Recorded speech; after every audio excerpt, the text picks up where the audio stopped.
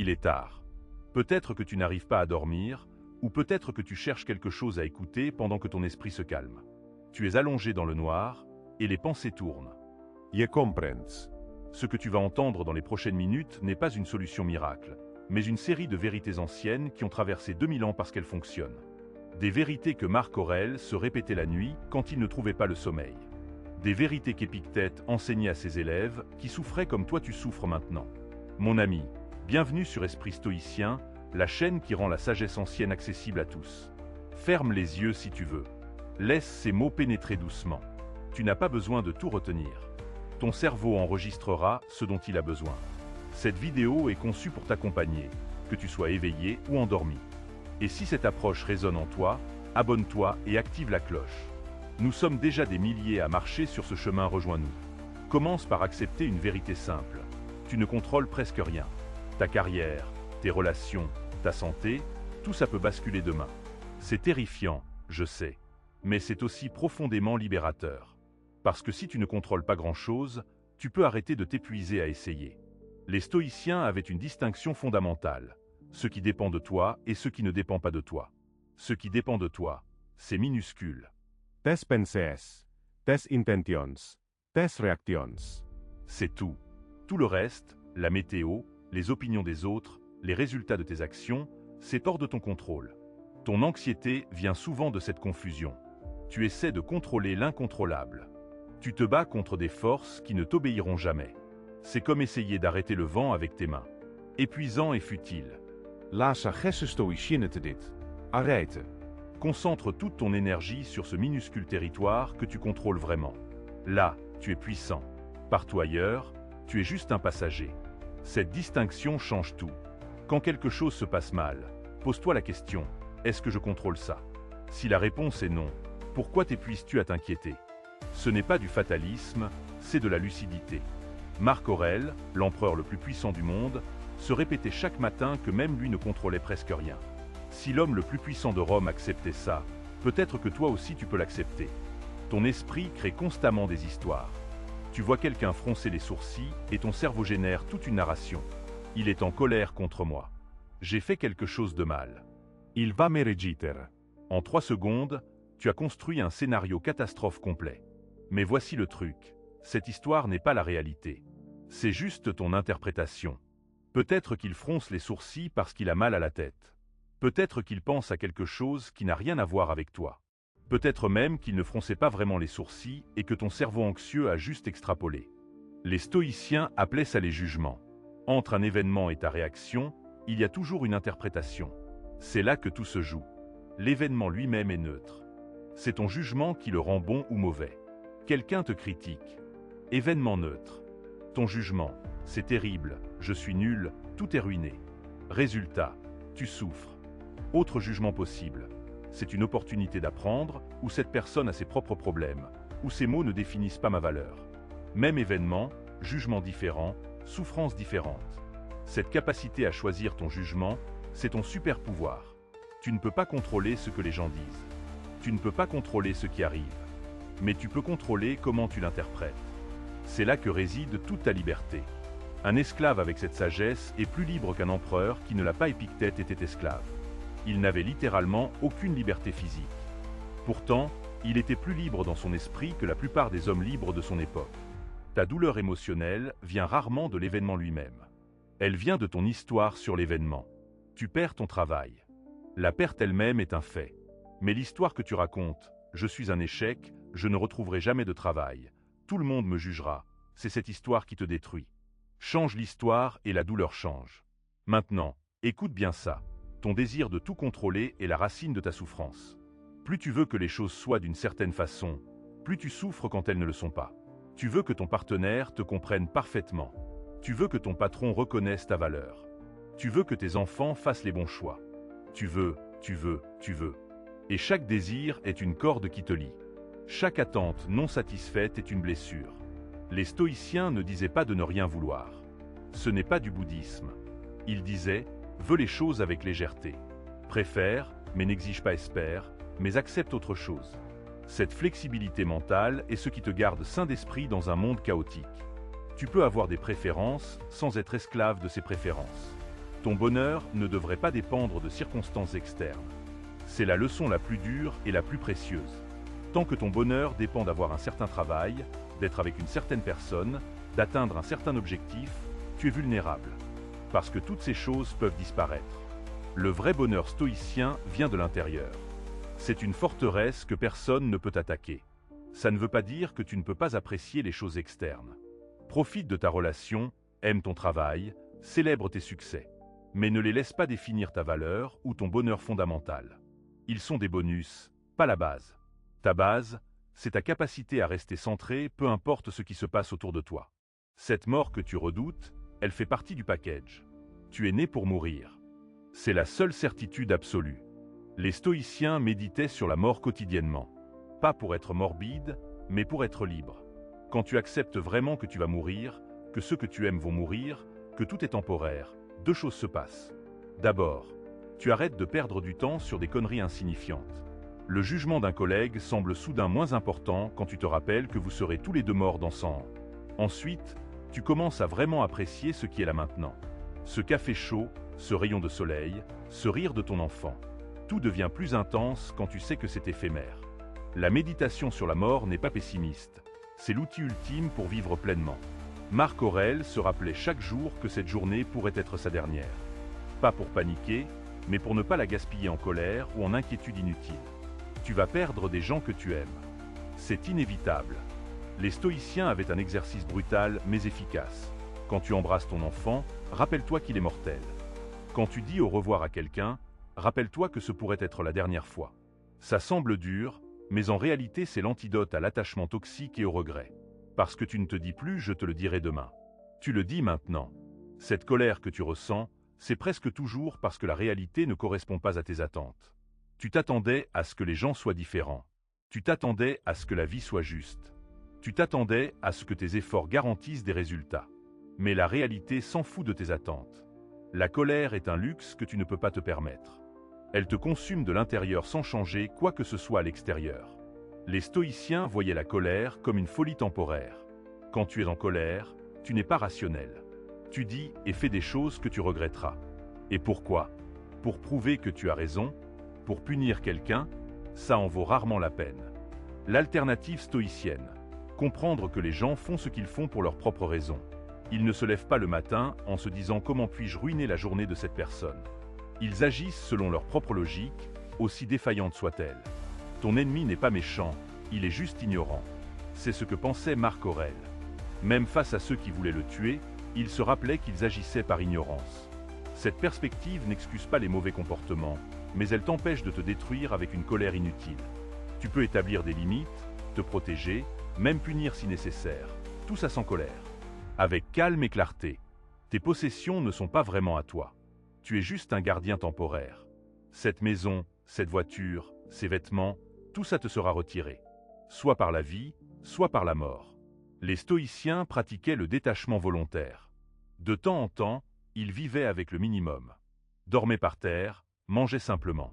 Pas par masochisme, mais pour prouver à leur cerveau « je peux survivre avec moins. Je n'ai pas besoin de tout ce confort ». Dans le monde moderne, on t'a vendu le bonheur emballé dans des objets. Le nouveau téléphone, la nouvelle voiture, les nouveaux vêtements. Tu achètes, tu es heureux pendant 2 semaines, puis tu recommences à vouloir autre chose. C'est un hamster wheel qui ne s'arrête jamais. La sagesse stoïcienne te dit « arrête de chercher le bonheur dans les objets. Ils ne peuvent pas te le donner. » Le minimalisme volontaire n'est pas de la privation, c'est de la liberté. Imagine tout ce que tu possèdes détruit demain. Ta réaction révèle ton degré d'attachement. Si l'idée te panique, tu es esclave de tes possessions. Les stoïciens s'entraînaient à imaginer la perte pour ne pas être dévastés quand elle arrivait inévitablement. Ce n'est pas du pessimisme, c'est de la préparation mentale. Comme un athlète qui visualise l'échec pour mieux gérer la pression. Cette recherche constante de plaisir te rend malheureux. Chaque plaisir a son revers. Le sexe sans connexion laisse un vide. La nourriture excessive te rend lourd. L'alcool te donne la gueule de bois. Le shopping compulsif vide ton compte en banque. Les stoïciens ne rejetaient pas le plaisir, mais ils ne le poursuivaient pas non plus. Ils acceptaient les plaisirs qui venaient naturellement, mais ne faisaient pas du plaisir leur but. Le problème avec la poursuite du plaisir, c'est que ça nécessite toujours plus. Tu développes une tolérance. Ce qui te satisfaisait hier ne suffit plus aujourd'hui. Tu as besoin d'intensité croissante juste pour ressentir la même chose. C'est la définition de l'addiction. Les stoïciens proposaient quelque chose de radical. Et si le but n'était pas le plaisir, mais la tranquillité? Pas l'excitation, mais la paix. Ta réputation n'est pas sous ton contrôle. Les gens penseront ce qu'ils veulent. Tu peux être la personne la plus vertueuse du monde et quelqu'un trouvera quand même une raison de te critiquer. Tu peux être médiocre et certains t'adoreront. Les opinions des autres sont comme le vent, elles changent constamment et ne signifient rien. Pourtant, tu passes ta vie à essayer de contrôler ce que les gens pensent. Épictète disait, si tu te soucies de l'opinion des autres, tu leur donnes ton pouvoir. Chaque fois que tu modifies ton comportement pour plaire, tu perds un morceau de toi-même. Ce n'est pas que l'opinion des autres ne compte pas du tout. C'est qu'elle ne devrait pas dicter tes choix. Fais ce qui est juste, peu importe ce que les autres en pensent. La vraie liberté commence quand tu arrêtes d'avoir besoin de l'approbation externe. C'est terrifiant au début. Qui suis-je sans le regard des autres? Mais c'est aussi profondément libérateur. Tu peux enfin être toi-même. Pas une version performative, pas un personnage, juste toi dans ta vérité imparfaite. Tes échecs passés ne définissent pas ton futur. Le toi d'hier n'est pas le toi d'aujourd'hui. Two changes constamment. Cette identité figée que tu portes, je suis quelqu'un qui échoue, je suis quelqu'un d'anxieux, c'est une histoire, pas une vérité biologique. Les stoïciens croyaient en la capacité humaine au changement. Pas un changement magique, mais un changement par la pratique quotidienne. Chaque jour, tu as l'opportunité de te construire différemment. Pas de grands gestes, juste des micro-décisions. Ce matin, tu choisis comment réagir à la première contrariété. Ce midi, tu choisis comment traiter la personne qui te sert. Ce soir, tu choisis ce que tu nourris dans ton esprit. Ces petits choix accumulés créent ta vie. Le stoïcisme n'est pas une théorie, c'est une pratique.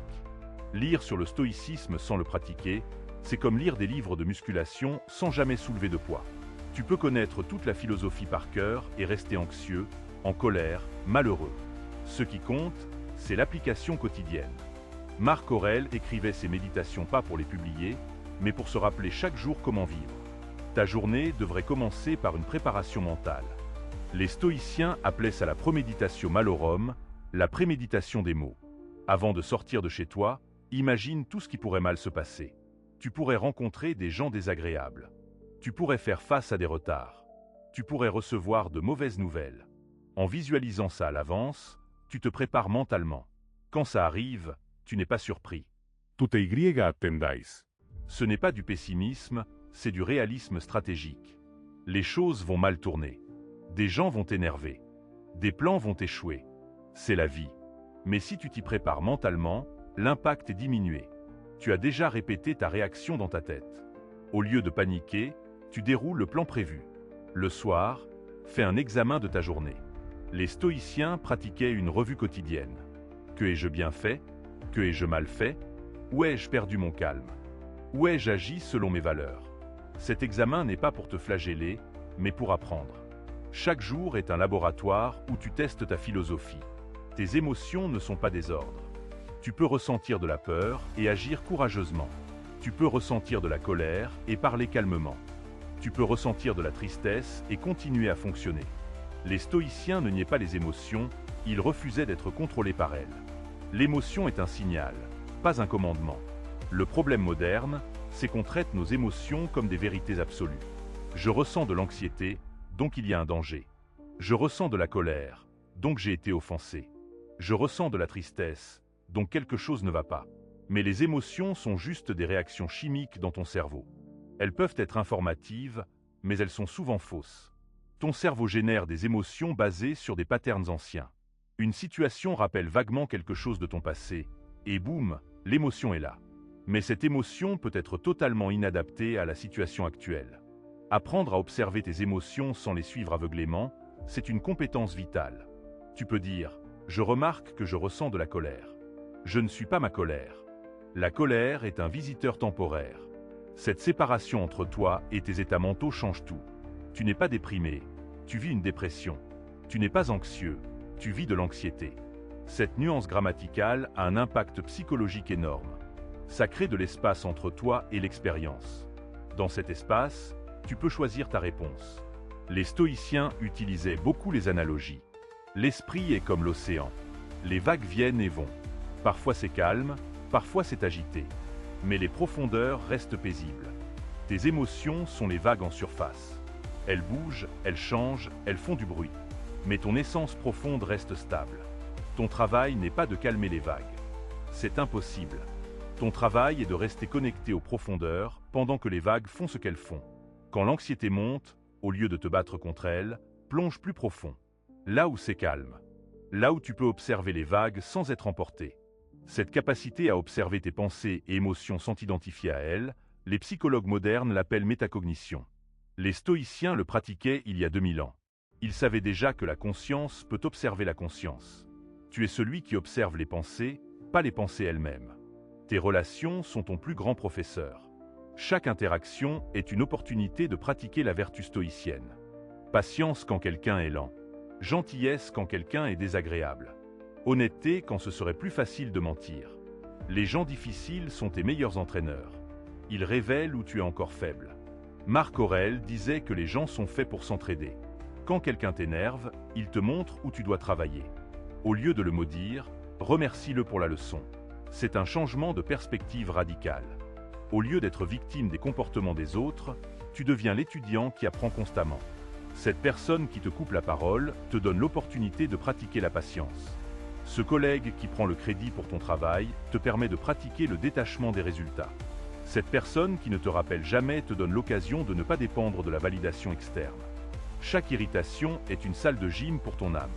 Les stoïciens avaient une vision communautaire de l'humanité. Nous sommes tous membres d'un même corps. Quand ton doigt fait mal, tout le corps s'en soucie. De la même façon, quand quelqu'un souffre, c'est nous tous qui souffrons. Cette interconnexion n'est pas du sentimentalisme, c'est du pragmatisme. Nous survivons ensemble ou nous périssons ensemble. Ton individualisme moderne te fait croire que tu es une île.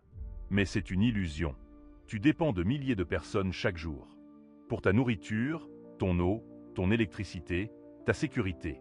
Tu vis dans un réseau d'interdépendance. Reconnaître ça change ta relation aux autres. Ils ne sont pas des obstacles ou des outils, ils sont tes partenaires dans cette existence. La vertu cardinale dans le stoïcisme, c'est la sagesse. Pas l'intelligence ou les connaissances, mais la sagesse. La capacité à faire les bons choix dans les bonnes circonstances. Tu peux être brillant et stupide. Tu peux être éduqué et insensé. La sagesse est différente. C'est un discernement pratique qui se développe avec l'expérience et la réflexion. La sagesse te dit quand parler et quand te taire.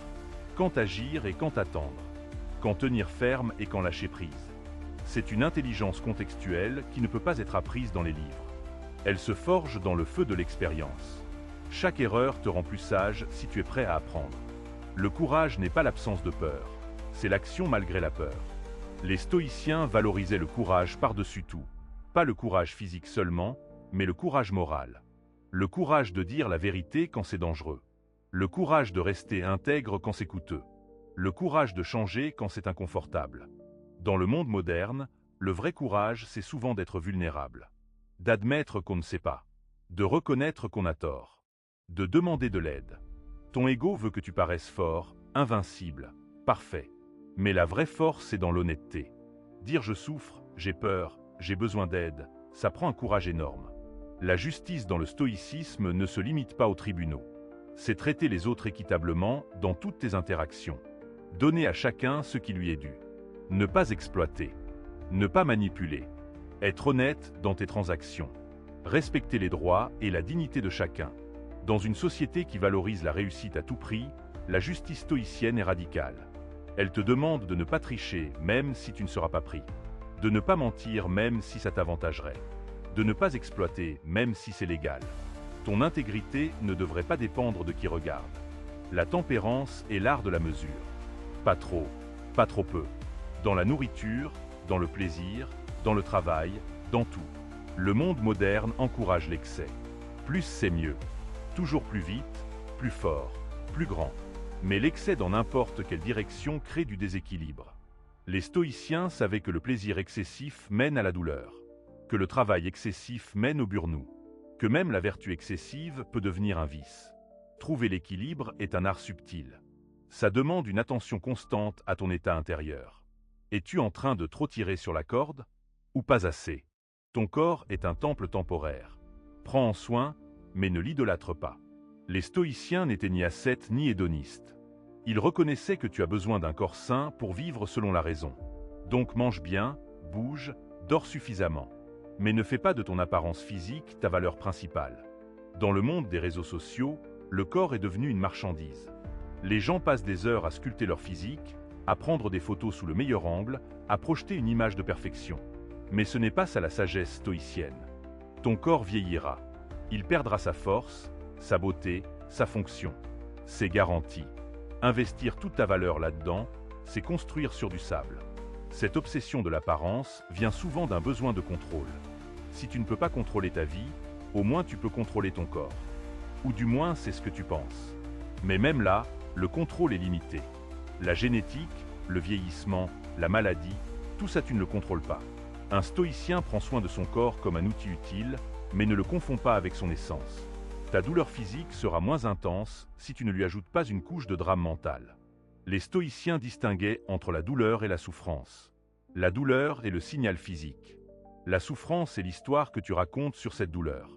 Quand tu as mal, ton esprit commence immédiatement à catastrophiser. C'est terrible. Ça va durer éternellement. Je ne peux pas le supporter. Cette narration amplifie la douleur. Épictète enseignait à ses étudiants à dire « C'est juste une sensation. Mon corps envoie un signal. C'est inconfortable, mais gérable. Je peux le supporter. » Cette narration change l'expérience. La douleur reste, mais la souffrance diminue. C'est particulièrement vrai pour la douleur chronique. Des gens vivent avec des douleurs extrêmes et trouvent quand même la paix en changeant leur relation à cette douleur. Cette maladie que tu as, elle fait partie de ton expérience humaine. Les stoïciens ne croyaient pas que tout arrive pour une raison mystique. Mais ils croyaient que tu peux donner un sens à tout ce qui arrive. La maladie peut t'apprendre la patience, la gratitude pour la santé, la compassion pour ceux qui souffrent. Ou elle peut juste te rendre amer. Le choix t'appartient. Ton esprit est plus important que ton corps. Si ton corps est brisé, mais ton esprit serein, tu peux être heureux. Si ton corps est parfait, mais ton esprit chaotique, tu seras misérable. L'histoire est remplie de gens avec des corps brisés qui ont vécu des vies pleines de sens. Et de gens avec des corps parfaits qui se sont détruits. Cette beauté que tu cherches n'est pas dans le miroir, elle est dans tes actions. Un visage magnifique avec un cœur laid est laid. Un visage ordinaire avec un cœur généreux est beau. Les stoïciens savaient que la vraie beauté est morale, pas physique. Elle rayonne de l'intérieur. Dans 50 ans, tu seras vieux ou mort. Ton apparence actuelle ne comptera pas. Mais ton caractère, ça c'est éternel. Les gens se souviendront de comment tu les as traités, pas de comment tu paraissais. Alors, où investis-tu ton temps? Dans des séances de gym interminables et des crèmes anti-âge? Ou dans le développement de ta sagesse et de ta vertu? Ton énergie est limitée. Chaque minute passée à t'inquiéter de ton apparence est une minute non investie dans ce qui compte vraiment. Les stoïciens te diraient, fais ce qui est raisonnable pour maintenir ta santé. Puis passe à ce qui est important. Contribute. Apprends. Connect. Cree. Cette solitude que tu ressens est souvent de ta propre fabrication. Tu es entouré de gens, mais tu te sens seul parce que tu ne te connectes pas vraiment. Tu montres une façade, pas ton vrai toi. Et évidemment, tu te sens seul. Comment quelqu'un pourrait-il te connaître si tu ne te révèles jamais? Les stoïciens valorisaient l'amitié authentique. Pas des connexions superficielles, mais des relations où tu peux être vulnérable. Sénèque avait des correspondances profondes avec ses amis. Il partageait ses luttes, ses doutes, ses peurs. Cette vulnérabilité créait une intimité réelle. C'est ça la vraie connexion. Mais tu as peur. Peur que si tu montres ton vrai toi, on te rejette. Alors tu gardes le masque. Et tu restes seul même en compagnie. Le paradoxe, c'est que la vulnérabilité attire la connexion. Les gens se connectent à l'authenticité, pas à la perfection. Tes failles sont ce qui te rend humain et aimable. Cette peur du jugement te paralyse. Tu passes ta vie à jouer petit pour ne pas être remarqué. Mais les stoïciens te diraient, si tu vis selon tes valeurs, le jugement des autres ne peut pas te toucher. Pas parce que tu es insensible, mais parce que tu sais qui tu es. Le jugement externe rebondit sur une identité solide. Construire cette identité solide demande du travail. Ça commence par clarifier tes valeurs. Qu'est-ce qui compte vraiment pour toi? Pas ce que la société dit que tu devrais valoriser, mais ce qui fait vibrer ton cœur. Pour certains, c'est la famille. Pour d'autres, c'est la création. Pour d'autres, c'est la justice. Tes valeurs sont ta boussole. Une fois que tu connais tes valeurs, aligne tes actions avec elles. Chaque décision devient plus simple. Est-ce que ça sert mes valeurs ou non? Si oui, fais-le. Sinon, laisse tomber. Cette clarté élimine beaucoup d'anxiété. Tu n'as plus besoin de demander l'avis de tout le monde. Tu sais ce qui est juste pour toi. Les autres vont quand même te juger. C'est inévitable. Mais leur jugement ne te définit pas. Tu te définis par tes choix quotidiens. Par comment tu traites le serveur quand personne ne regarde. Par comment tu réagis quand quelque chose va mal. Par si tu tiens tes engagements même quand c'est difficile. Cette intégrité est ta vraie richesse. Tu peux perdre ton argent, ton travail, ta santé. Mais personne ne peut te prendre ton intégrité. Sauf toi. Chaque fois que tu trahis tes valeurs, tu perds un morceau de toi-même. Chaque fois que tu les honores, même dans de petites choses, tu construis ce sol solide sous tes pieds. Ton temps est ta ressource la plus précieuse. Plus précieux que l'argent, parce que l'argent peut être regagné. Le temps, une fois perdu, ne revient jamais. Pourtant tu le gaspilles constamment. Sur des distractions, sur des relations toxiques, sur des travaux sans signification. Les stoïciens étaient obsédés par l'utilisation du temps. Sénèque a écrit tout un livre sur la brièveté de la vie. Son argument, la vie n'est pas courte, tu la gaspilles juste. Si tu vis intentionnellement, même une vie courte est assez longue pour accomplir ce qui compte. Mais la plupart des gens arrivent à la fin et réalisent qu'ils ont vécu la vie de quelqu'un d'autre. Chaque matin, demande-toi, si c'était mon dernier jour, comment je voudrais le passer? Pas dans un sens morbide, mais pratique. Ça clarifie instantanément ce qui compte. Cette réunion inutile semble soudain absurde. Cette dispute insignifiante perd son importance. Tu te concentres sur ce qui est essentiel. L'essentiel est souvent simple. Temps avec ceux que tu aimes. Travail qui a du sens. Moment de beauté et de connexion. Le reste est du bruit. Mais on t'a conditionné à penser que plus c'est mieux. Plus d'activité, plus de possession, plus de statut. Les stoïciens te diraient « moins mais mieux ». Cette course pour l'accumulation ne s'arrête jamais. Il y a toujours quelqu'un avec plus. Toujours un prochain niveau à atteindre. C'est épuisant et sans fin. Les stoïciens proposaient quelque chose de radical. Suffisance. Avoir assez. Pas plus, assez. Cette idée est presque subversive dans une culture de croissance infinie. Assez à manger, un toit sûr, des vêtements décents, quelques relations authentiques. C'est l'essentiel. Tout le reste est du bonus. Quand tu intériorises ça, la pression disparaît.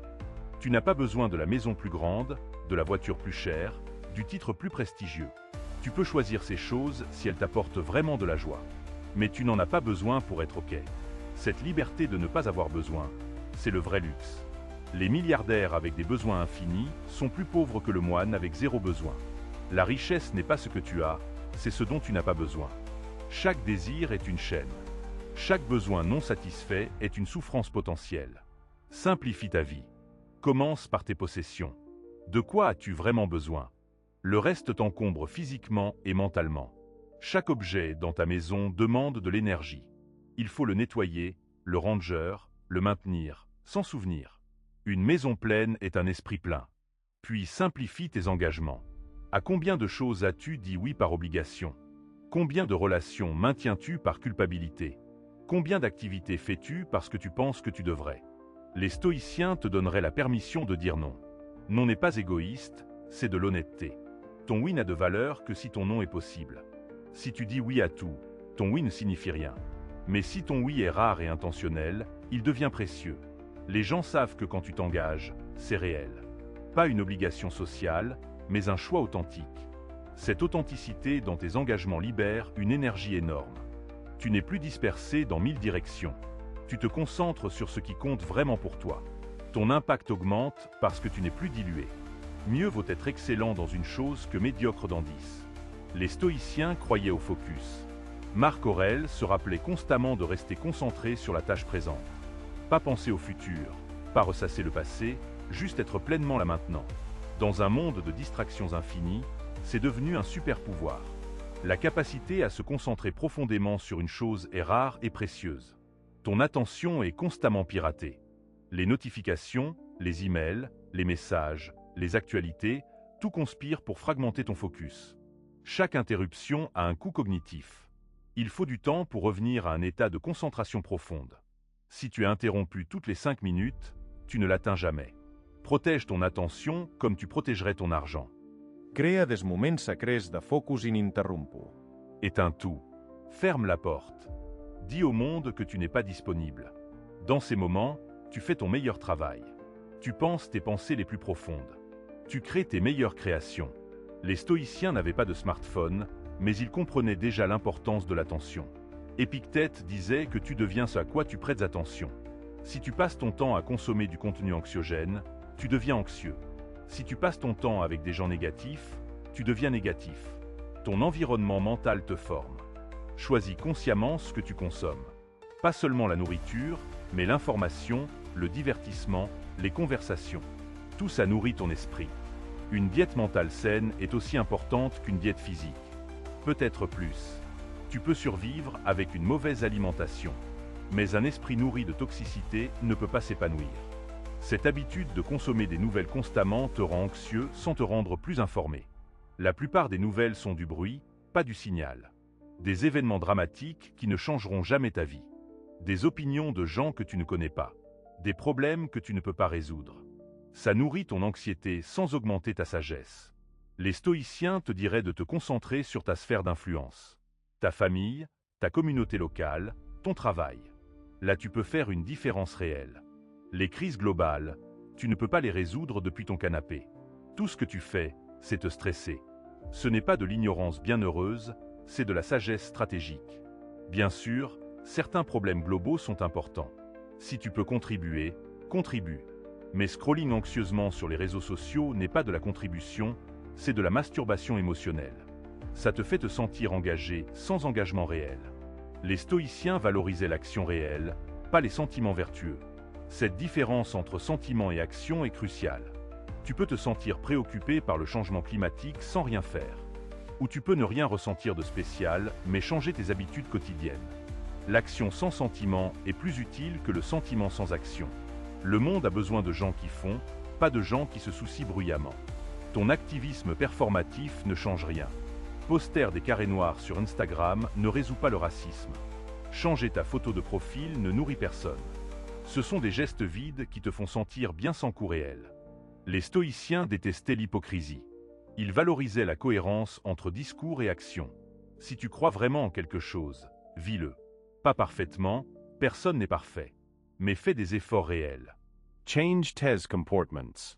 Sacrifie quelque chose. Engage-toi dans le travail difficile et invisible. C'est là que le vrai changement se passe. Pas dans les déclarations publiques, mais dans les actions privées répétées. Cette obsession moderne de la visibilité est toxique. Tout doit être documenté, partagé, célébré. Mais les actes les plus vertueux sont souvent invisibles. Le parent qui travaille 2 jobs pour nourrir ses enfants. La personne qui prend soin d'un parent malade sans se plaindre.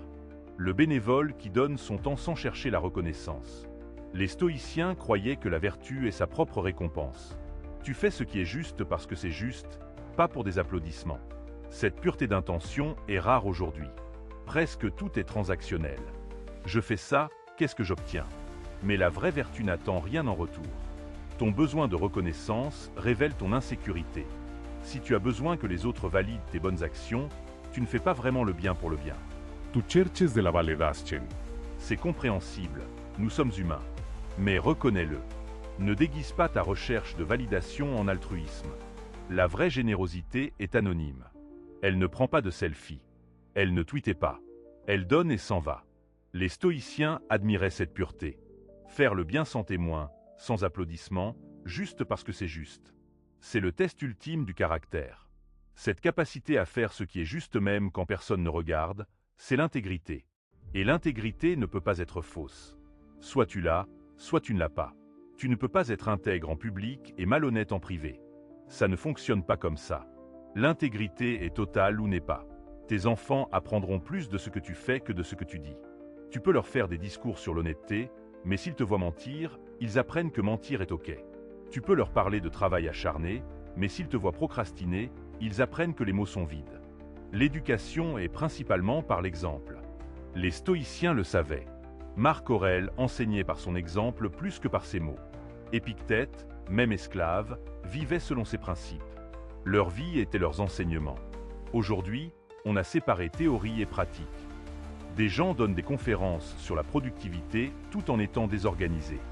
Des gens écrivent sur le bonheur tout en étant misérables. Cette dissonance cognitive te détruit lentement. Quand tes actions ne correspondent pas à tes valeurs déclarées, tu perds le respect de toi-même. Tu sais que tu es un hypocrite. Peut-être que tu le caches bien, mais tu le sais. Et ce savoir ronge ton estime de toi. L'alternative est simple mais difficile. Aligne tes actions avec tes valeurs. Si tu dis que la famille est importante, passe du temps avec ta famille. Si tu dis que la santé est importante, prends soin de ton corps. Si tu dis que l'honnêteté est importante, dis la vérité même quand c'est inconfortable. Cette cohérence te donne une paix intérieure que rien d'autre ne peut donner. Parce que tu sais qui tu es. Pas qui tu prétends être, mais qui tu es vraiment. Et cette authenticité est le fondement d'une vie bien vécue. Les masques que tu portes sont épuisants. Chaque personnage différent demande de l'énergie à maintenir. Au travail, tu es une personne, avec ta famille une autre, avec tes amis encore une autre. Aucune n'est vraiment toi. Tu es devenu un acteur dans ta propre vie. Les stoïciens te diraient, sois la même personne partout. Pas dans le sens de ne pas adapter ton comportement, mais dans le sens de garder tes valeurs constantes. Les stoïciens adaptaient leur expression selon le contexte, mais leur essence restait la même.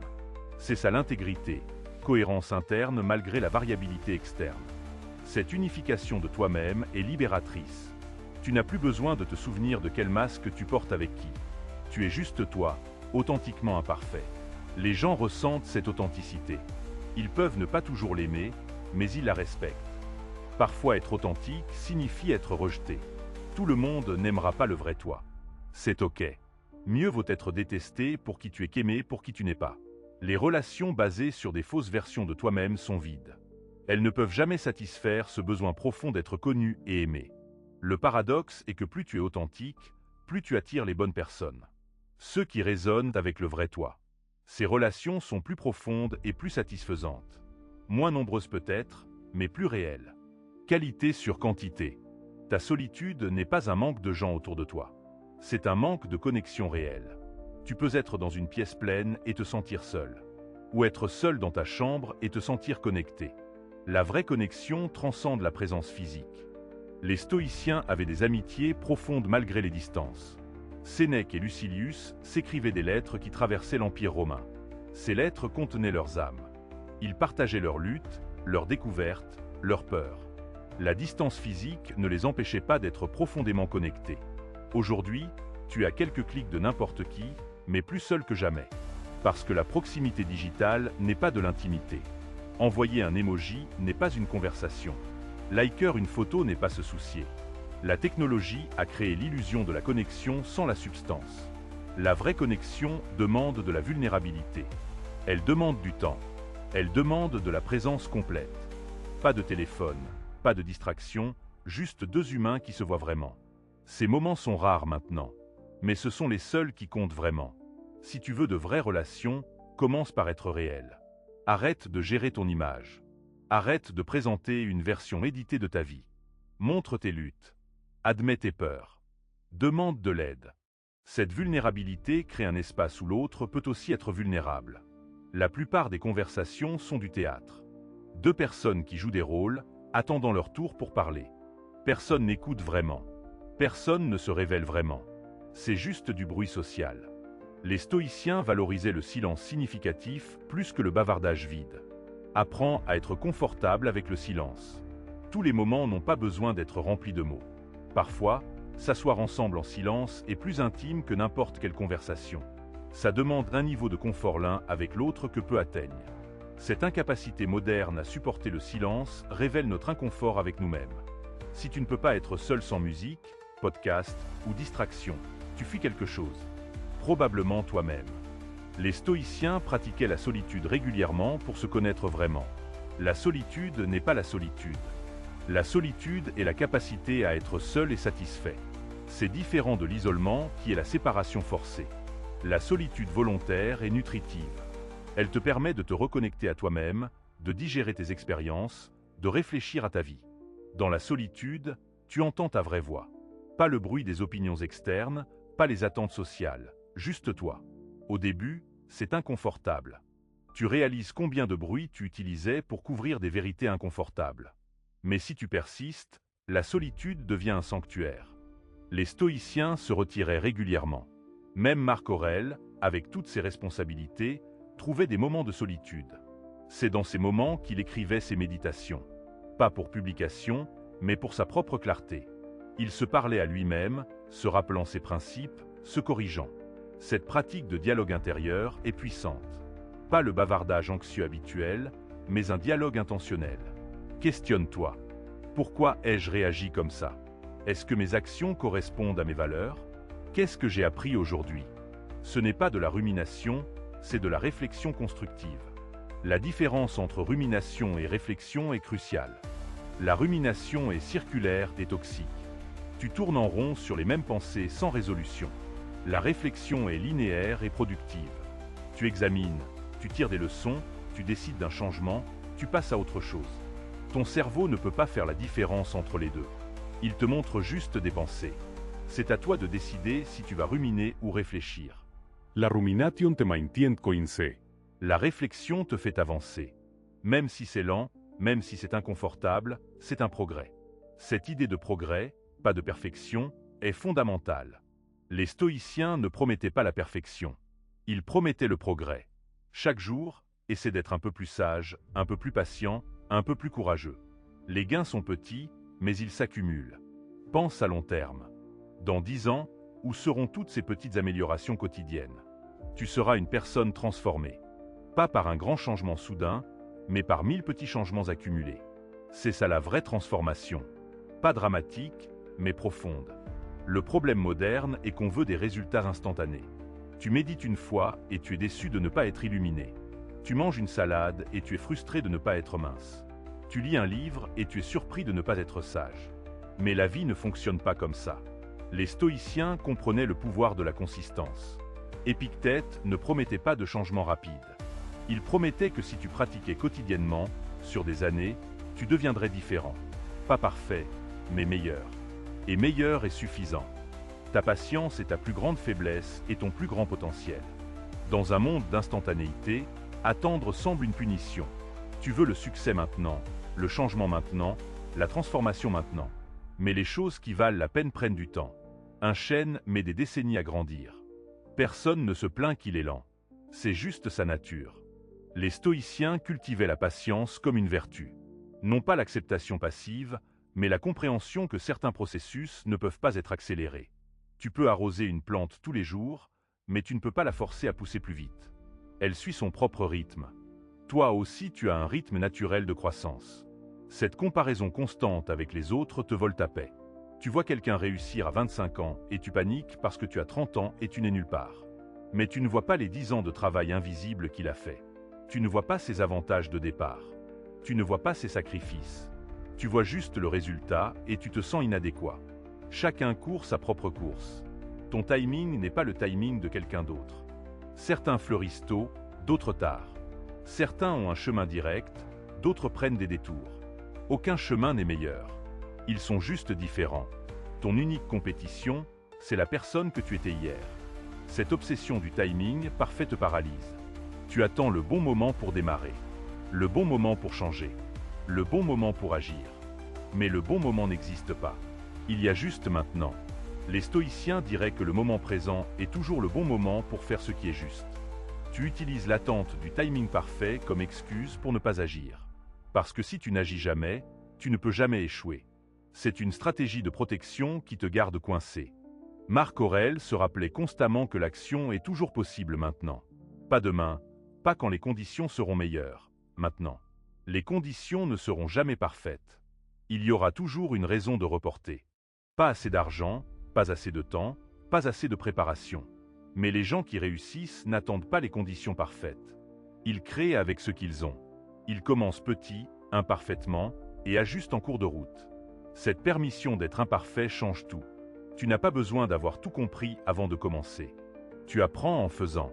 Chaque erreur est une information. Chaque échec est une leçon. Les stoïciens voyaient l'échec non comme une tragédie, mais comme un professeur. Ton échec n'est pas ton identité. C'est juste un événement. Tu as échoué à cette chose, à ce moment. Ça ne fait pas de toi un échec. Cette distinction grammaticale a un impact psychologique énorme. Je suis un échec versus j'ai vécu un échec. L'un est une identité fixe, l'autre est une expérience temporaire. Les plus grands succès sont souvent construits sur des montagnes d'échecs. Mais on ne voit que le succès final. On ne voit pas les 100 tentatives ratées avant. On ne voit pas les nuits d'insomnie, les doutes, les moments où abandonner semblait la seule option. Le succès qui paraît facile de l'extérieur a presque toujours été difficile de l'intérieur. Cette romanticisation du succès te donne une vision déformée. Tu penses que les gens qui réussissent ont un secret, un hack, quelque chose que tu n'as pas. Mais la plupart du temps, ils ont juste continué plus longtemps. Ils ont échoué plus souvent. Ils ont persisté quand d'autres ont abandonné. La persévérance stoïcienne n'est pas sexy. Ce n'est pas un éclair d'inspiration ou un moment de génie. C'est se lever chaque jour et faire le travail même quand tu n'en as pas envie. Même quand tu ne vois pas de progrès. Même quand tu doutes. C'est cette obstination tranquille qui produit des résultats extraordinaires. Ton cerveau veut de la nouveauté, de l'excitation. Il s'ennuie de la répétition. Mais la maîtrise vient de la répétition. Faire la même chose encore et encore, en affinant, en améliorant, en approfondissant. C'est ennuyeux. C'est supposé l'être. Le génie est dans la capacité à supporter l'ennui. Cette tolérance à l'ennui est une compétence rare maintenant. Tu es constantemente estimulé. Notifications, vidéos, messages, actualités. Ton cerveau est devenu accro à la dopamine. Le travail profond qui demande des heures de concentration semble impossible. Pas parce que tu es incapable, mais parce que tu as perdu la pratique. Récupère ta capacité d'attention. Commence petit. 15 minutes de focus ininterrompu. Puis 30. Puis 1 heure. Comme un muscle atrophié, elle se renforce avec l'usage. Les stoïciens n'avaient pas ce problème. Leur monde était lent. Mais le principe reste. Ce sur quoi tu te concentres détermine ta réalité. Si tu te concentres sur tes problèmes, ils grandissent. Si tu te concentres sur tes possibilités, elles grandissent. Ton attention est comme un projecteur. Elle illumine ce sur quoi elle se pose. Tout le reste disparaît dans l'ombre.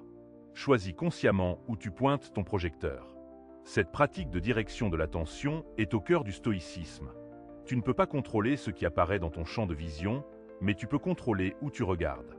Des pensées négatives apparaîtront. Des situations difficiles surviendront. Mais tu choisis si tu leur donnes toute ton attention ou si tu rediriges vers ce qui est constructif. Ton dialogue intérieur crée ta réalité émotionnelle. Si tu te dis constamment que tu es nul, tu te sentiras nul. Si tu te dis que tu es capable, tu te sentirás capable. Les mots que tu utilises avec toi-même sculptent ton expérience. Les stoïciens le savaient. Ils choisissaient soigneusement leurs mots internes. Marc Aurèle se parlait avec compassion mais fermeté. Il ne se flagellait pas, mais il ne se mentait pas non plus. Il reconnaissait ses erreurs sans s'y complaire. Il célébrait ses progrès sans arrogance. Cette balance est délicate. Trop dur avec toi-même et tu te détruis. Trop indulgent et tu ne grandis pas. Le juste milieu stoïcien s'applique même à ton rapport à toi-même. Sois ton propre ami bienveillant mais honnête. Celui qui te dit la vérité même quand ça fait mal, mais avec gentillesse. Pas avec cruauté. La cruauté envers soi-même n'est jamais productive. Elle ne te motive pas, elle te paralyse.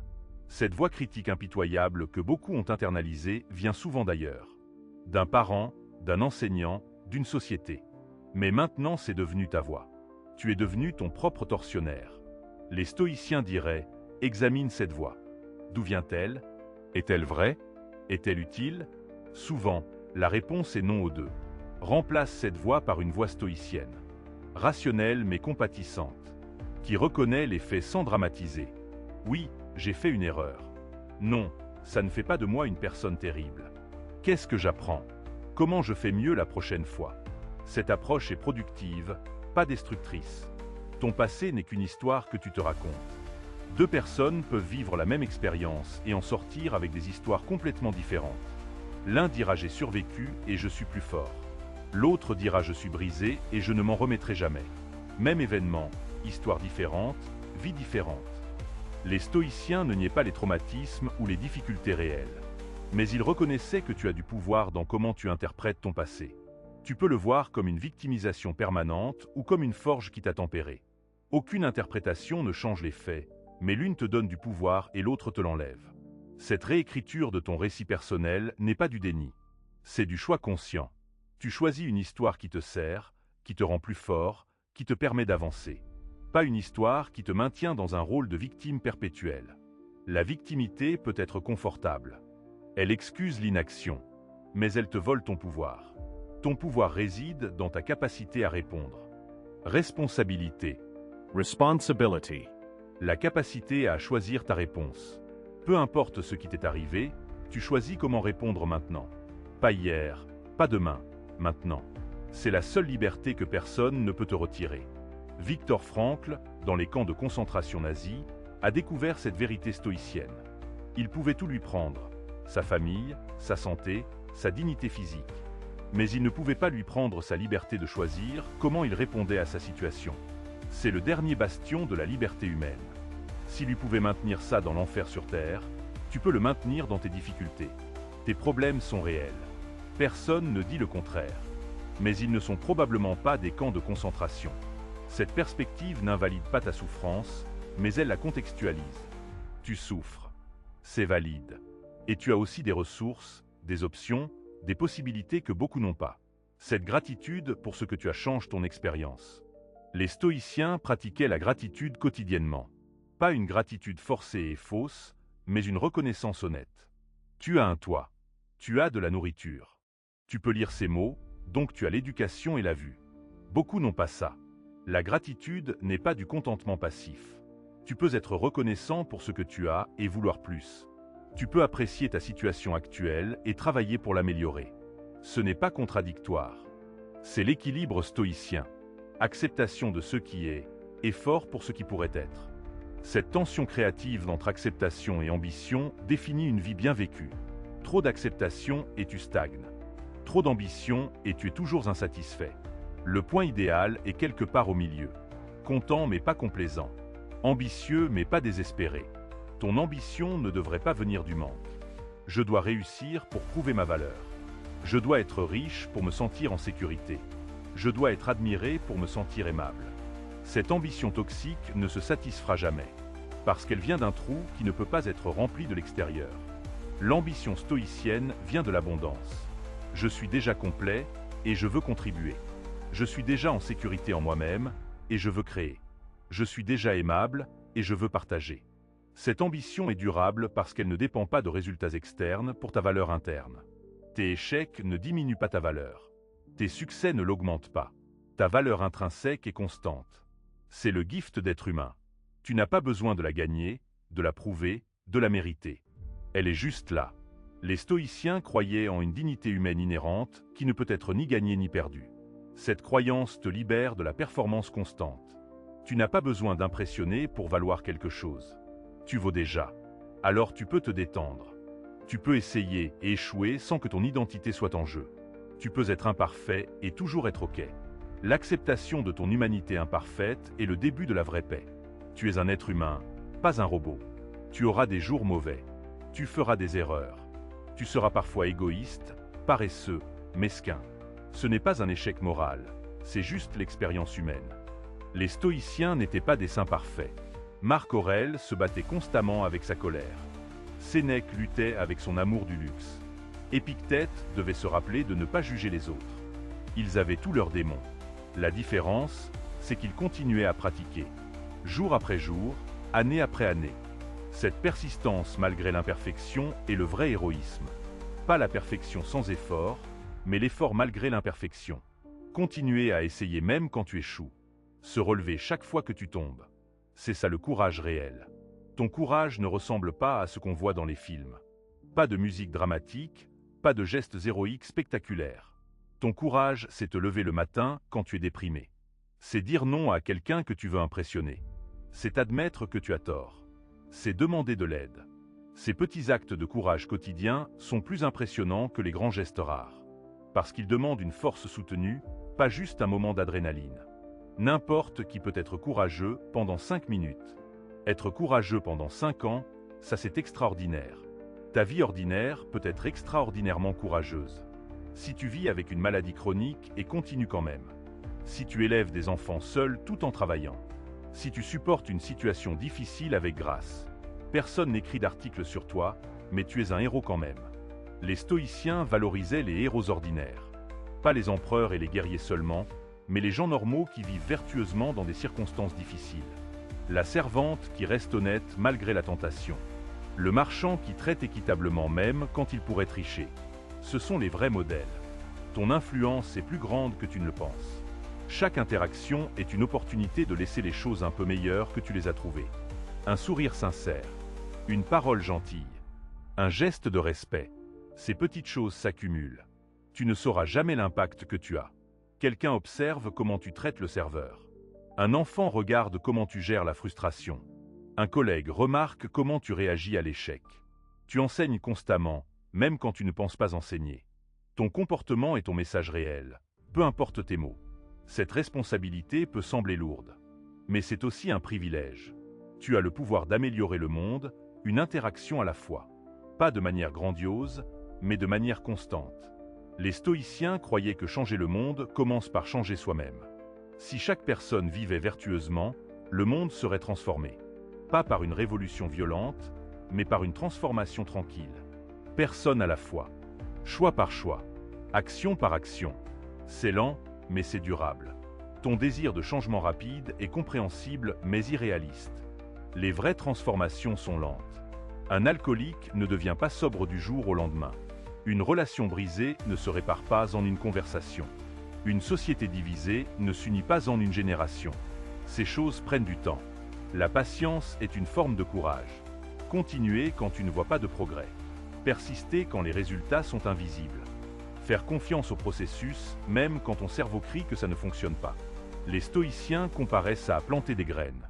Tu arroses, tu attends, tu fais confiance. Cette foi dans le processus n'est pas aveugle. C'est basé sur la compréhension que certaines choses ne peuvent pas être forcées. Tu ne peux pas forcer quelqu'un à t'aimer. Tu ne peux pas forcer une guérison. Tu ne peux pas forcer la sagesse. Tu peux juste créer les conditions et laisser le temps faire son travail. Ton impatience crée plus de problèmes qu'elle n'en résout. Tu forces une conversation qui n'est pas prête à être eue. Tu pousses une relation qui a besoin d'espace. Tu exiges des résultats avant que le travail soit fait. Cette impatience sabote ton propre succès. Apprends le timing. Quand pousser et quand laisser être. Quand parler et quand se taire. Quand agir et quand attendre. Ce discernement ne peut pas être enseigné, seulement appris par l'expérience. Les stoïciens l'appelaient sagesse pratique. C'est l'art de savoir quoi faire dans chaque situation spécifique. Cette sagesse vient avec l'âge, mais pas automatiquement. Tu dois prêter attention, tirer des leçons, réfléchir à tes expériences. Beaucoup de gens vieillissent sans devenir sages. Ils répètent les mêmes erreurs pendant des décennies. Ils n'apprennent pas de leur vie. L'alternative est de traiter chaque expérience comme un enseignement. Qu'est-ce que cette situation m'apprend? Qu'est-ce que cette personne me montre sur moi-même? Qu'est-ce que cet échec révèle? Avec cette attitude, chaque moment devient une opportunité d'apprentissage. Rien n'est gaspillé si tu en tires une leçon. Cette relation ratée t'a appris ce que tu ne veux pas. Ce travail détesté t'a montré tes vraies valeurs. Cette maladie t'a enseigné la fragilité et la gratitude. Aucune expérience n'est inutile si tu choisis d'apprendre. Les stoïciens voyaient la vie comme une école. Chaque jour est une leçon. Certains jours sont faciles, d'autres difficiles. Mais tous enseignent quelque chose. Ton job n'est pas d'aimer chaque leçon, juste d'apprendre ce qu'elle offre. Cette perspective transforme la souffrance. Elle ne l'élimine pas, mais elle lui donne un sens. Tu ne souffres pas pour rien. Tu apprends. Tu grandis. Tu deviens quelqu'un de différent. Pas nécessairement quelqu'un de mieux dans un sens objectif, mais quelqu'un de plus profond, de plus sage, de plus compatissant. Ta souffrance t'a peut-être rendu plus empathique. Maintenant tu peux voir la douleur des autres parce que tu connais la tienne. Tu peux t'asseoir avec quelqu'un qui souffre sans essayer de le réparer. Juste être là. Cette capacité est rare et précieuse. Beaucoup de gens fuient la souffrance des autres parce qu'elle leur rappelle la leur. Ils offrent des platitudes vides ou des solutions rapides juste pour ne pas avoir à ressentir l'inconfort. Mais toi, parce que tu as souffert, tu peux rester. Tu peux témoigner. C'est un cadeau que ta douleur t'a donné. Tous les cadeaux ne viennent pas emballés joliment. Certains arrivent déguisés en catastrophe. Cette perte qui t'a brisé t'a aussi ouvert. Cette trahison qui t'a détruit t'a aussi enseigné le discernement. Cette maladie qui t'a affaibli t'a aussi montré ta force. Les paradoxes sont partout. La vie n'est pas binaire. Ce n'est pas bon ou mauvais.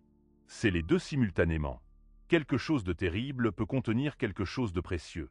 Quelque chose de merveilleux peut cacher quelque chose de toxique. Les stoïciens acceptaient cette complexité. Ils ne forçaient pas la réalité dans des catégories simples. Ton besoin de catégoriser crée de la souffrance. Tu veux que les gens soient bons ou mauvais, que les situations soient claires, que les choix soient évidents. Mais la réalité est nuancée. Les gens bons font des choses mauvaises. Les situations sont ambiguës. Les choix ont tous des compromis. Apprends à vivre dans l'ambiguïté, à tolérer l'incertitude, à accepter que tu ne sauras pas toujours quoi faire. Cette capacité à rester dans l'inconfort de ne pas savoir est une force. Beaucoup de gens prennent des décisions rapides juste pour échapper à l'inconfort de l'incertitude. Mais parfois, la sagesse est dans l'attente, dans le fait de ne pas encore savoir, dans la patience de laisser les choses se révéler. Tu n'as pas besoin d'avoir toutes les réponses tout de suite. Parfois, la réponse viendra avec le temps. Parfois, tu dois agir sans réponse claire. Cette tolérance à l'ambiguïté augmente avec la pratique. Au début, c'est presque insupportable. Ton cerveau veut la certitude. Il veut la fermeture. Mais si tu peux respirer à travers l'inconfort, tu découvres que tu peux survivre sans savoir. Et ça te donne une flexibilité énorme. Tu n'es plus attaché à une seule interprétation. Tu peux tenir plusieurs possibilités simultanément. Peut-être que cette personne m'a blessé intentionnellement. Peut-être pas. Je ne sais pas. Et c'est ok de ne pas savoir. Je peux protéger mes limites sans avoir besoin de diaboliser l'autre. Cette nuance est rare. Le monde moderne encourage les jugements rapides. Amis ou ennemis, bons ou mauvais, avec nous ou contre nous. Mais la réalité n'est jamais si simple. Les stoïciens reconnaissaient que les humains sont complexes, capables de grandeur et de petitesse. Toi-même, tu es complexe. Certains jours, tu es patient, d'autres irritables. Certains moments, tu es généreux, d'autres égoïstes. Tu n'es pas une seule chose. Tu es un ensemble de possibilités qui s'expriment différemment selon les circonstances. Accepte cette multiplicité en toi-même et dans les autres. Cette acceptation ne signifie pas l'approbation. Tu peux accepter que quelqu'un est parfois cruel sans approuver la cruauté. Tu peux accepter que tu es parfois lâche sans abandonner l'aspiration au courage. Acceptation et aspiration coexistent. L'une reconnaît ce qui est, l'autre vise ce qui pourrait être. Les stoïciens étaient des idéalistes pratiques. Ils avaient des idéaux élevés, mais des attentes réalistes. Ils aspiraient à la sagesse parfaite tout en sachant qu'ils ne l'atteindraient jamais complètement. Cette tension les gardait en mouvement. Toujours en train de pratiquer, jamais arrivé. Ton arrivée n'existe pas. Il n'y a pas de destination finale où tu seras enfin heureux, enfin accompli, enfin en paix. C'est un mythe toxique. La vie est le voyage. Chaque moment est à la fois le chemin et la destination. Tu es déjà là où tu dois être, tout en continuant à évoluer. Ce paradoxe est difficile à saisir. Comment peux-tu être complet et avoir besoin de grandir? Comment peux-tu accepter qui tu es et vouloir changer? Mais ce n'est un paradoxe que pour la logique. Dans l'expérience vécue, ça a du sens. Tu es un gland qui est aussi un chêne en devenir. Les deux sont vrais. Ta croissance n'est pas linéaire. Tu ne progresseras pas uniformément. Certaines périodes, tu avanceras rapidement. D'autres, tu stagneras ou même reculeras. C'est normal. Les stoïciens n'attendaient pas un progrès constant. Ils savaient que la vie a des saisons. Parfois, c'est l'été de ta croissance. Tout fleurit. Tu fais des progrès visibles. Tu te sens vivant et puissant. Profite de ces moments, mais ne t'y attache pas. Ils ne dureront pas. L'hiver viendra. L'hiver est la saison de consolidation. Rien ne semble pousser. Tout semble mort ou endormi. Mais sous la surface, des racines se renforcent. Des ressources s'accumulent. L'hiver prépare le printemps. Si tu peux accepter l'hiver sans paniquer, tu seras prêt quand les choses fleuriront à nouveau. Beaucoup de gens paniquent pendant l'hiver. Ils pensent que quelque chose ne va pas. Ils forcent une croissance qui n'est pas prête. Ils s'épuisent en essayant de combattre le rythme naturel. Mais les stoïciens diraient « Accepte la saison. Fais ce qui est approprié pour ce moment. » En hiver, tu ne plantes pas. Tu planifies. Tu te reposes. Tu réfléchis. Tu consolides. C'est un travail différent, mais tout aussi important. Sans hiver, il n'y aurait pas de printemps. Les deux sont nécessaires. Ta résistance à ce qui est crée ta souffrance. Quand tu veux que l'hiver soit l'été, tu souffres. Quand tu acceptes que c'est l'hiver et tu fais des choses d'hiver, tu es en paix. La sagesse est dans l'alignement avec ce qui est, pas dans la lutte contre la réalité. Cette acceptation radicale ne signifie pas la passivité. Tu peux accepter qu'il pleut et quand même porter un parapluie. Tu peux accepter que c'est difficile et quand même faire des efforts. Acceptation et action ne sont pas opposées. Elles travaillent ensemble. Les stoïciens étaient des hommes d'action. Marc Aurèle dirigeait un empire. Epictète and Sénèque. Sénèque écrivait et conseillait. Ils ne restaient pas assis à contempler leur nombril. Mais leur action venait d'un lieu d'acceptation de la réalité, pas de résistance. Ton action sera plus efficace quand elle vient de l'acceptation. Parce qu'elle n'est pas motivée par la panique ou le déni. Elle est basée sur une évaluation claire de ce qui est. Tu vois les choses comme elles sont vraiment, pas comme tu voudrais qu'elles soient. Puis tu agis en fonction de cette clarté. Cette clarté est rare. La plupart des gens vivent dans un brouillard d'illusions. Ils se mentent sur leur situation. Ils minimisent les problèmes ou ils catastrophisent. Ils ne voient pas clairement. Les stoïciens valorisaient la vue claire par-dessus tout. Voir les choses exactement comme elles sont. Pour voir clairement, tu dois abandonner tes illusions préférées. L'illusion que tu es spécial. L'illusion que les règles ne s'appliquent pas à toi. L'illusion que tu as tout le temps. L'illusion que les choses vont s'arranger magiquement. Ces illusions sont confortables mais dangereuses. La vérité est moins confortable mais plus utile. Tu es ordinaire. Les règles s'appliquent à toi. Ton temps est limité. Rien ne s'arrangera sans ton effort. Ces vérités sont brutales, mais elles sont aussi libératrices, parce qu'elles te poussent à l'action. Si tu acceptes que personne ne viendra te sauver, tu commences à te sauver toi-même. Si tu acceptes que ton temps est limité, tu arrêtes de le gaspiller. Si tu acceptes que tu es ordinaire, tu arrêtes d'attendre d'être parfait avant de commencer. La vérité te libère. Les mensonges te gardent coincé. Le mensonge que tu commenceras demain. Le mensonge que ce n'est pas si grave. Le mensonge que tu ne peux pas changer. Ces mensonges te protègent de l'inconfort à court terme, mais te détruisent à long terme. Les stoïciens pratiquaient l'honnêteté radicale. Avec eux-mêmes d'abord. Marc Aurèle s'écrivait des rappels brutalement honnêtes. Tu vas mourir. Les gens ne pensent pas tant à toi. Tu as gaspillé aujourd'hui. Cette honnêteté le maintenait humble et focalisé. Tu as besoin de cette honnêteté avec toi-même. Pas de la cruauté, mais de la clarté. Où est-ce que tu te mens? Où est-ce que tu évites? Où est-ce que tu t'excuses? Identifier ces zones est inconfortable, mais c'est le début du changement réel. Le changement réel commence toujours par la vérité. Tu ne peux pas réparer ce que tu ne reconnais pas. Si tu ne peux pas admettre que tu as un problème, comment vas-tu le résoudre?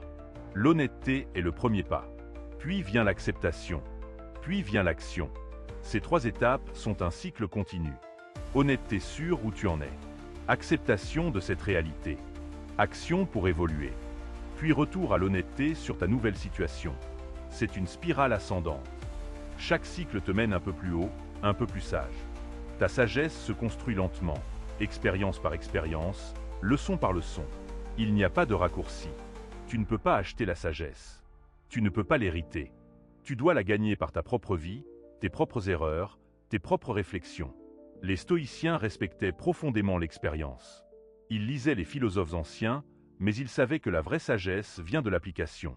Lire Épictète ne te rend pas stoïcien. Vivre selon ses principes t'y amène. Lentement. Imparfaitement. Mais sûrement. Alors respire. Détends-toi dans ton humanité imparfaite. Tu es exactement où tu dois être sur ton chemin. Pas en retard, pas perdu, exactement ici. Les stoïciens te rappelleraient que ce moment, tel qu'il est parfait pour commencer. Pour recommencer. Pour continuer. Ta pratique stoïcienne n'a pas besoin d'être parfaite. Elle doit juste être constante. Un peu chaque jour. Une pause avant de réagir. Une question sur ce que tu contrôles. Un moment de gratitude. Ces petites pratiques s'accumulent en une vie transformée. Et si tu oublies pendant des jours, des semaines, des mois, tu recommences. Sans jugement. Les stoïciens ne comptaient pas les jours de pratique parfaite. Ils revenaient simplement, encore et encore, à leurs principes. C'est ça la vraie discipline. Pas la perfection, mais le retour constant. Alors reviens. Maintenant. Ce moment est une nouvelle opportunité. Tu n'as pas besoin de rattraper le temps perdu. Tu commences ici, maintenant, avec ce qui est devant toi. C'est tout ce que tu as. C'est tout ce dont tu as besoin. Prends soin de toi, mon ami. Continue à marcher sur ce chemin. Nous sommes tous des apprentis dans cette école de la vie. Personne n'a toutes les réponses. Mais ensemble, en partageant nos découvertes, nous avançons. Si ces paroles t'ont accompagné, partage-les. La sagesse stoïcienne appartient à tous.